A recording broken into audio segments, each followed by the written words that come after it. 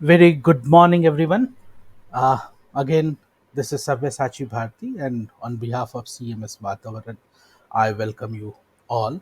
Uh, as you know that uh, we are observing 11th CMS Vatavaran Environment Film Festival and Forum on hybrid mode, and during these festival period, that is till 23rd of April, you can watch 89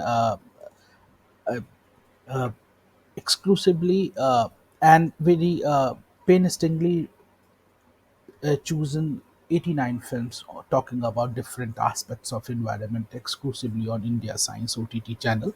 Uh, Today, as you know, that we are uh, going to talk to one very bright young Indian environmental activist, Ms. Ridhima Pandey.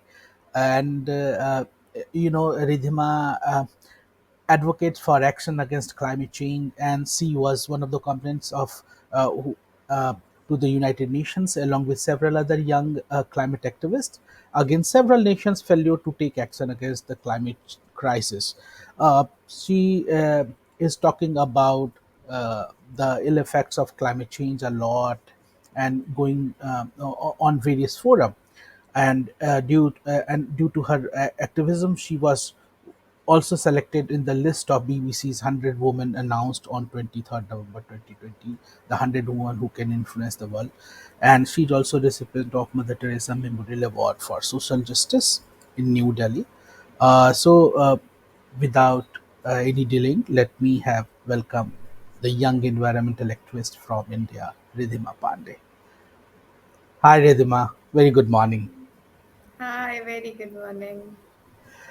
Ridhima, uh, as we were discussing before, starting of the session, like uh, why and how why you are doing this climate activism, because I think you are in class 10th and you are going to give a board. So generally in this age, people, they fun, they party, they go to friends, all these things. But you are talking about a very serious climate, a serious issue, environmental issue, that is climate change. It has so many layers in around it. So in a such a early age, you are talking about such a serious issue, which is not, local, but it's a global problem. So tell me first that why you have decided to do it. Oh, and what are those reasons that you force you to do it? hmm I mean, for me, the very first reason why I became climate activist and why I'm continuing, even being a 10th grader, I guess it is most probably like, the fear that I had since childhood of dying someday because of a natural disaster. But now it's more likely to be, dying because of everything that's been happening, whether say it the air pollution, the water pollution, or the increasing temperature, or all these many diseases that's been occurring. So what I can say is that all of this is happening. I mean, I am an activist because I somewhere fear that I might die someday because of the bad deeds of the older generation. I can say, for instance, I'm not. I mean, me or my generation hasn't done something wrong, but still we are the one facing a lot right now, and we'll be the one facing in the future, struggling in the future as well. So I guess that sort of is one of the reasons why I am an activist, to save myself and to save, probably make this planet more livable for the coming generations and for my generation instance. And at the same time, I can say, I mean, I feel really connected to environment. I don't know why. I mean, I really like animals. I love animals. I really like being around nature. I love going to my great grandma's place. So I can say, I mean, I since because since childhood both of my parents have been working in the same field. So I mean, since childhood I've learned how important the environment is in our life. So I can say I kind of understand that importance in a way, and that sort of really makes me feel like I should do something to stop that destruction, because at the very end this environment is the one because of which I am surviving on this planet. So I can say it's just, it's sort of something that I really love doing. It's for the environment, it's for my sake as well, and it's Also because it's not fair that me or Hmm. my generation hasn't done something wrong, but still we are the Hmm. ones struggling. So I just want to change the way things are going on right now. So every thing which is happening must have a trigger point. So let us go in past and let us talk about the trigger point. क्या हुआ था कि Ridhima had decided to talk about such a serious issue, जिससे बड़े बड़े लोग भी and the big, you know, policy makers be and people, thinkers, they really, you know, take a time to talk about this. So क्या हुआ था that Ridhima decided to become a climate activist in such a young age? Mm-hmm. I mean, I can say how I got inspired was not inspired, but kind of like, how I felt the need of doing something was after seeing the Kedarnath flash floods. After seeing the Kedarnath flash flood, I just mean it happened in 2013. I was not very, I was still very young at that point of time, so I didn't knew Mhm, what flash floods were at that point of time or what climate change even was. So I mean, I was just enjoying my, like, I can say, regular life. I was living a happy life as a kid, playing and mhm, roaming around, playing with my friends, and just having fun. And all of a sudden, the flash flood occurs, and my mom is watching TV, and I mean, I was not allowed to change the TV channel. Even if she's not sitting and she is not watching TV, she would be listening she would be listening the news 24/7, even if she's cooking or she's working on something else, or even if she's teaching me, she would teach me and then she would go back to the news. So, I mean, it was something, that my mom was keeping a close eye on. So, I mean, I was a little frustrated that I was not able to watch my, cartoons and stuff like that. So it was, that anger that I can't watch those things. And also, my dad went there, to the place where the floods happened, to Kedana, to rescue animals with his team. So I mean, I saw those visuals. I mean, I just sat beside my mom because I didn't had any other option. What could I have, done for the whole entire day if the TV was just, news was going on 24/7.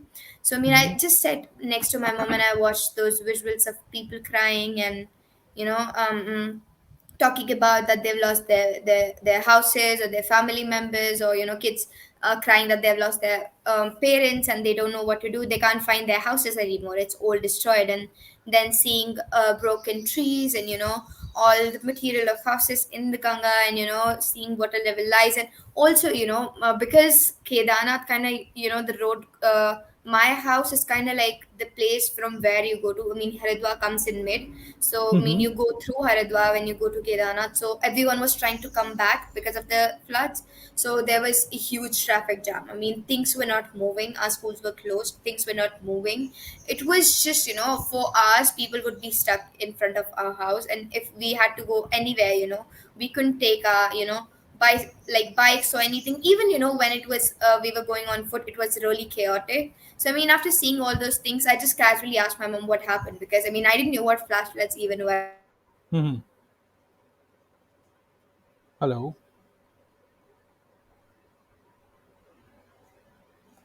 I think there is some problem with the net. Extreme.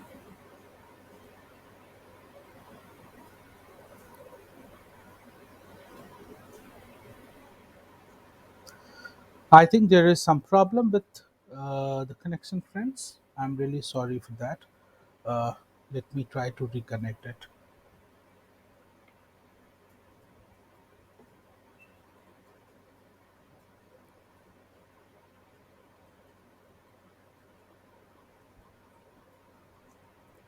Uh, Ridhima, can you hear me? I think we lost connection with Ridhima, so we will try. She is in Haridwar right now, so we will try to connect with her again. I'm extremely sorry for uh, this technical glitch. I can see in between. I really want you to uh, request you to go to India Science Society channel, and you will find wonderful films which has been handpicked by the various uh, jury members, and they you can watch those films there till 23rd. Yeah, we had joined by her. Hi, sorry, Ridhima, Yeah, probably sorry, my we. networks. Yes, yes, Yeah, yes, my no network's not problem. so good. Yeah. Yeah, yeah.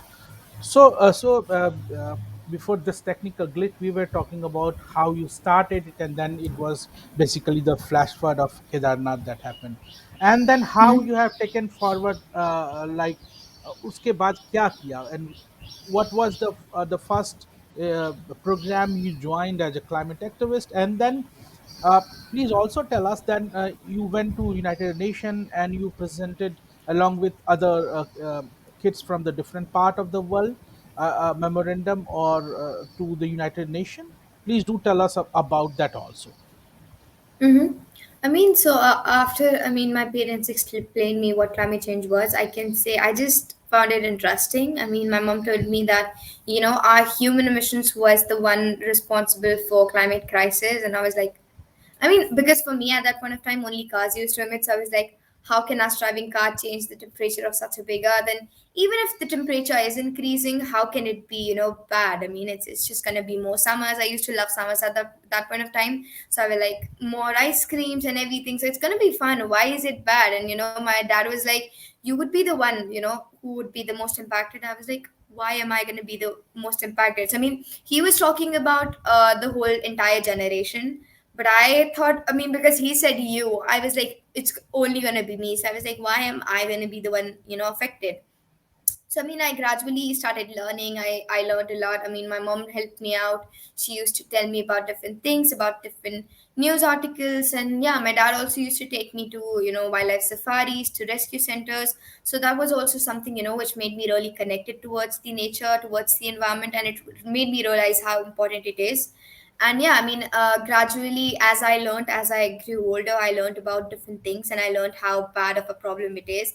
And it's Mhm, not just us driving car, it's a lot more, and it's not just mhm, limited to flash floods. And then understanding that many kids are going through the fear. I just had nightmares, but they've been through that fear that I have. And I just wanted things to change. I didn't want things to be that way for any other kids. I just didn't want it, my dreams to be true for any other kid out there. So yeah. I wanted to do something. So what I did was, like, my very first action was I sort of started living a more sustainable life. It was not like really, like, kind of like sustainable in a way, but it was kind of like reducing my own carbon footprints, using my emissions, like cutting out plastics from my life, and walking for short distances, or using bicycles, and reducing my asking my parents to reduce their carbon footprints, like not really driving a lot or using public transports. And yeah, at the same time saving water, electricity, and talking to my friends about this thing as well. And after that, gradually I understood that there has to be something big that needs to be done.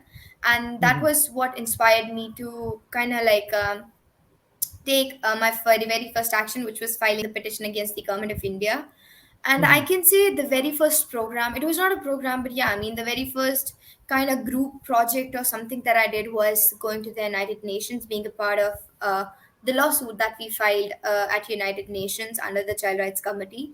So mhm, I can say it was a total different experience, because it was my first time like second time traveling abroad, but it was something very different, because me and my brother are Marvel fans. So we were like, I'm going to New York. So we were hella excited. And my brother, we watched a Spider-Man movie or something, I don't know. And I was so excited when I learned that I would be going to New York and everything. But excitement was something else. But then when I went to New York, and when I met my other co-petitioners, and we started talking and everything, I just realized that they are all are going through the same fear. They're all going through the same difficulties. And it was something like, even though our stories were kind of different, it was just that mhm, it was something that we got hit by something, we got affected by something, and we started taking actions. And mhm, there mhm, are different problems that we are facing in our places. mhm. But again, it's because of climate change. And again, So, it's making other yeah. kids impacted. Yeah. Yeah.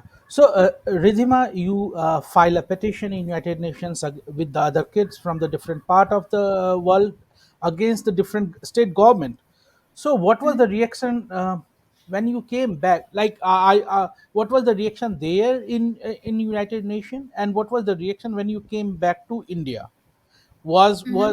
uh, uh, I'm sure that there will be a few people who will be very happy, and there will be few people who will be very, you were not taking these things as a, very positively. So what was the reaction there and here?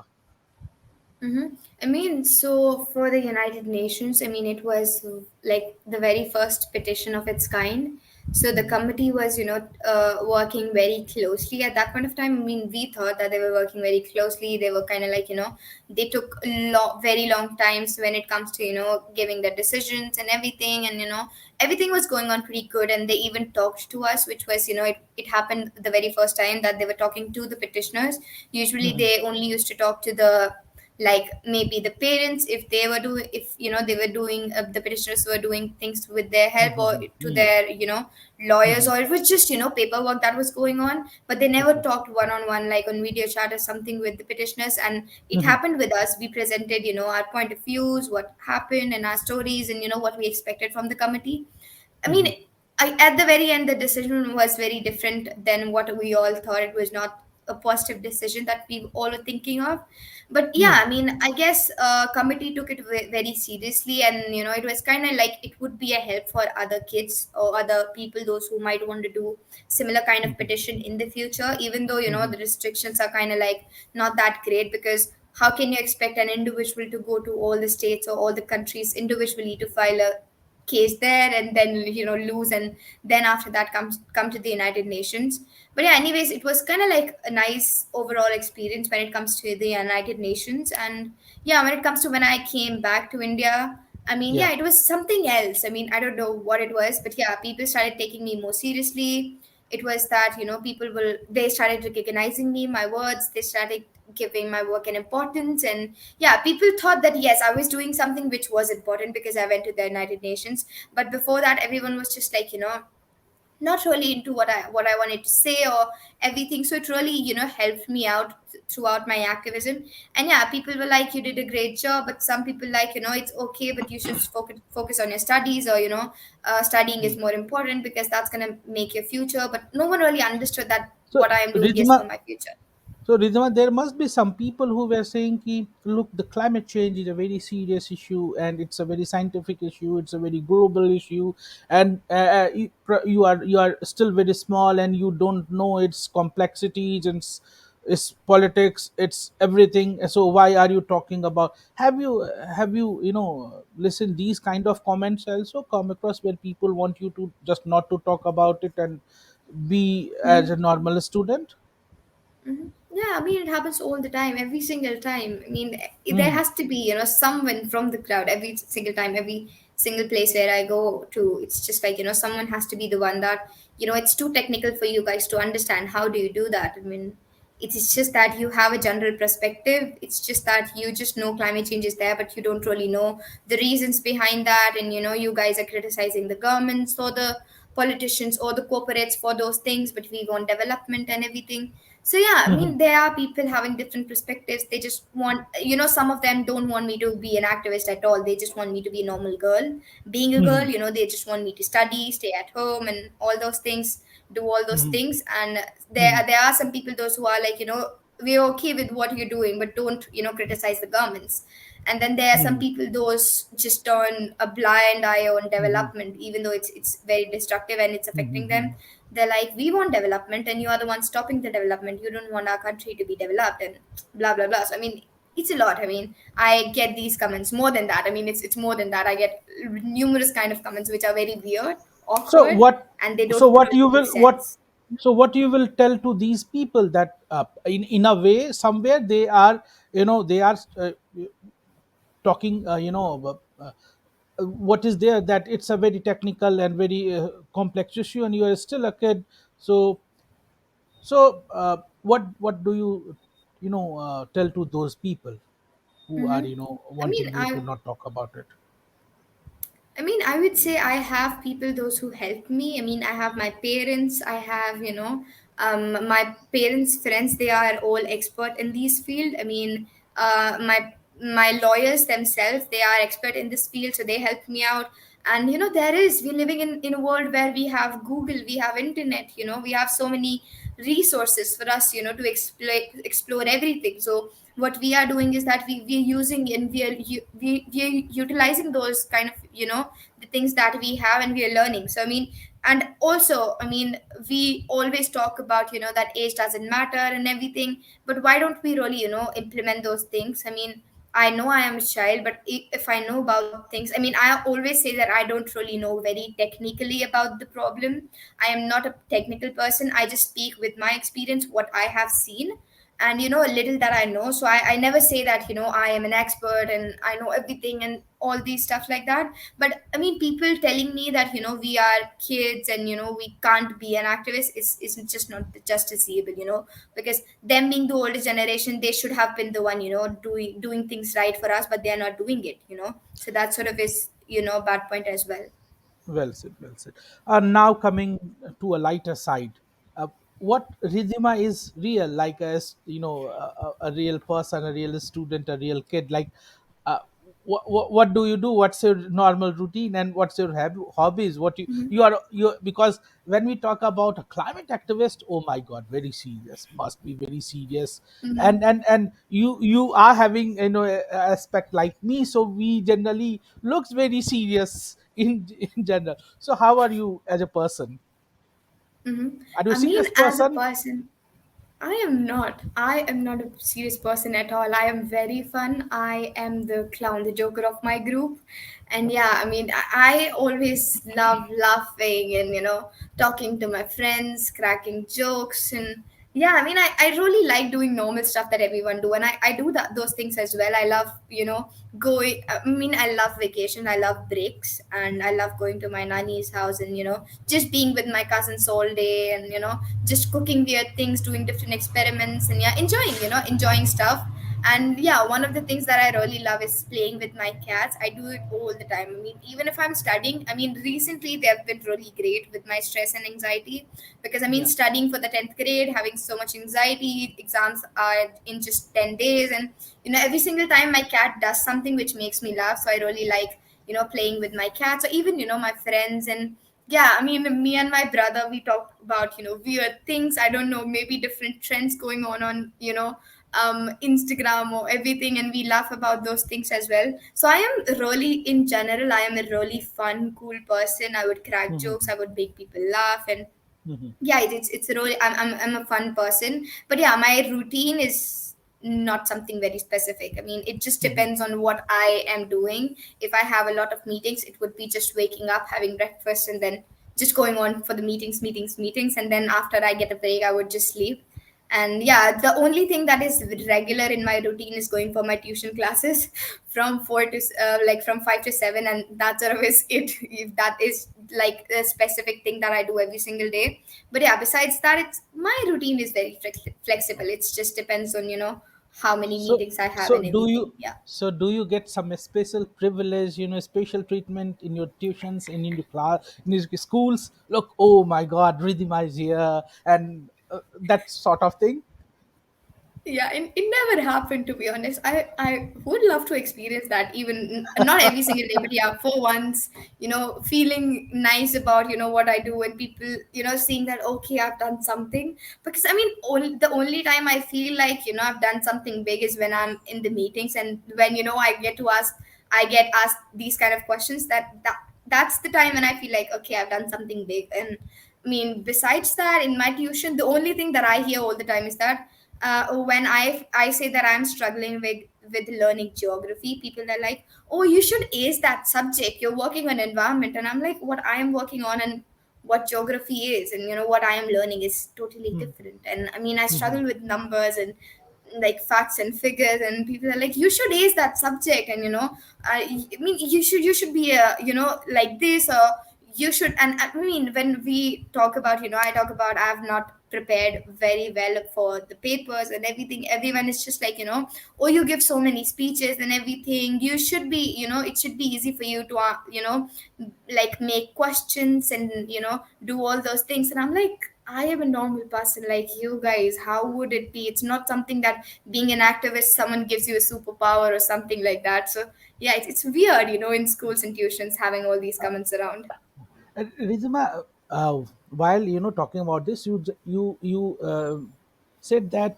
what I am studying in geography and what I am doing is different generally. Do you think that now it's the high time where we include this climate change, and although environmental science is a subject in so many schools and colleges, is it a high time to include this climate change into the curriculum?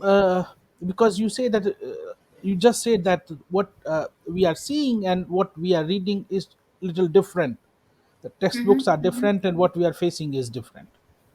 Yeah, I mean, I really feel like the education system needs to be updated when it comes to like talking and studying about environmental crisis, because this crisis in a whole is very different from what we are learning. I mean, what we are learning is Mhm. about different aspects and everything. Talking about my geography, I am currently talking like learning about manufacturing industries and like roadways and everything. I'm kind of like learning about development, to be honest, how Mhm. we should perceive development and every single aspects like that. And Mhm. within those chapters there are some points when we talk about like say air pollution or water pollution, but we've never really talked about climate change in specific in general, or I've never studied a chapter, like where I have studied just about climate change or just about how bad it is for us. So I mean, I feel like the education system needs to be updated. It's really important for the system to be updated, for the textbooks Mhm. to be updated, and Mhm. for the whole kind of the way teachers are teaching. That way needs to be updated, because just teaching from the textbook all the time, it's just not going to Mhm. make things nicer. And even there has been these talks going on that should we increase a subject for climate change. Mhm. I would say no, it's not important. It could, I mean, I want climate change, like education and information about climate change to be something fun for the kids, not something that is like, okay, I got another subject. Thanks to the Okay. activists or thanks to the, crisis, I've got another subject. I don't want things to be Mhm. that way. I just want kids to enjoy it like we have other curriculars like singing, dancing, and everything, in our school. It should be something like that, something, with everyone enjoys going on field trips rather than, having one more textbook, I guess. Yeah. So you want it in a way that is easy to understand by the kids, so that they can, try to do whatever from their side to understand these serious issues from a very early age. Mm-hmm. Ye- Okay. Uh, so yes, we can talk, hours and hours about the climate change and all these things. But Ridhima, I know that you are going, preparing for the exams, which is in 10 days. So we won't be, taking your time right now. Probably, after a few months, we can have a bigger session where we will be, talking about climate change issue very seriously, and your work. So uh, uh, uh, before closing the session, let me ask the last question from you. In 5 years of in the after 5 years, where you see yourself and where you see this advocacy which you had taken, the climate change issues in 5 years of time, you as a individual, as a person, and climate change as a problem. I mean, me as a person, I see myself maybe studying in my university, very close to graduation, and for my activism and the work that I've been doing. What I can say is that I really believe that things would change. I mean, there would be like people would start respecting climate change, or they would start respecting the environment as general, and they would understand how important biodiversity is in our life. And yeah, I guess I would see less air pollution, less people dying because of not getting proper resources, and I would see less kids struggling because of not getting their child rights. And yeah, I really want to see governments, and whether it's governments or corporatives, to take climate change seriously, and to just lower the pace of profit and everything, and thinking very like closely and working very closely for conserving what is left with us, instead of deliberating on these topics like we want development as fast pace right now. And yeah, I guess I just want things to I just want my kind of like expectations that I've been having for so long. I just want them to come alive in a way. And yeah, I just want things to be nicer for everyone to live in. And I just want kids to enjoy their life. I don't want kids to have a same childhood as I had, like as I am having right now, like struggling and, having anxiety and fear of dying someday, or, working in climate change. I want things to be more nice for them. I want them to enjoy all those things that I sometimes miss out, or I sometimes feel like, I'm missing Good. out. Yeah. Thank you very much, Ridhima, and I really hope that in 5 year of term we should be able to get the clearer sky and the fresher air and the cleaner water and a nice temperature. Let's hope for the best and our finger crossed, and all the best for your 10th exams, Ridhima. Thank and you so we much. hope and we hope to talk to you again soon about the work you are doing about the climate change. So thank you very much for taking your time and talking to us. Have a Thank you great so day. much. Thanks. So, friends, this was Ridhima Pandey, and she was talking about her advocacy, her activism about climate change, and about also Ridhima as a person, as a girl child who is studying in class 10th and preparing for 10th examination. I know that talking climate change, sometimes people think that he or she who is talking about climate change and talking about development and government is pointing some specific person or some specific one.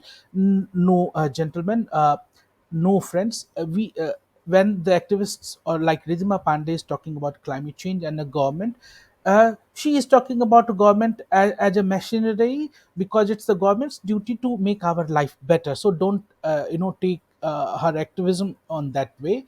And as you know that in during these film festival hybrid mode screening days, you can watch a lot of films on climate change and its ill impact, and it's and also about climate change mitigation on the India Science OTT channel. So please go to India Science OTT channel, powered by DST, Government of India, and Vigyan Prasara, an autonomous body of Department of Science Technology, Government of India, and watch wonderful films on climate change, and then probably you will be able to understand what Rejma is trying to say, and what kind or what he is trying to deliver, or talking about when she is advocating about climate change. And please do not forget to join us tomorrow again at 11:30 with some another person who will be talking about his or her life and work. And yes, at 4 o'clock today in the evening, join us again to talk to another wonderful filmmaker. Till the time, on behalf of CMS Vatavaran and the India Science and uh, team, I thank you all and hope to join you in the evening at 4 o'clock. Thank you. Have a great day.